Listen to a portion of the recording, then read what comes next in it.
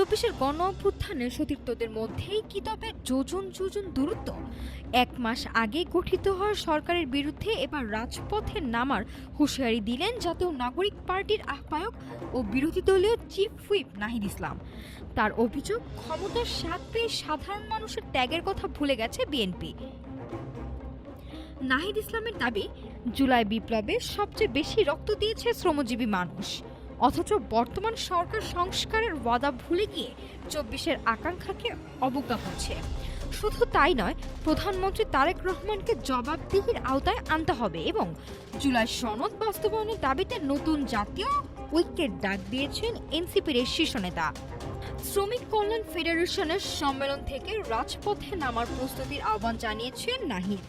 স্পষ্ট জানিয়েছেন, শুধু সংসদে নয়, দাবি আদায়ে রাজপথেই ফয়সালা হবে।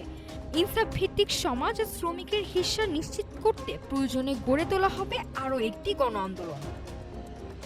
সরকার গঠনের মাত্র কয়েক সপ্তাহের মাথায় রাজপথের সহযোদ্ধাদের এমন মুখোমুখি অবস্থান দেশের রাজনীতিতে নতুন মেরুকরণের ইঙ্গিত দিচ্ছে। একদিকে সংস্কারের চ্যালেঞ্জ, অন্যদিকে সহযোদ্ধাদের অবিশ্বাস। বিএনপি নেতৃত্বাধীন সরকারের সংকট কিভাবে মোকাবিলা করে, তাই এখন দেখার বিষয়। নাফিসা সামিয়া, ঢাকা টুডে।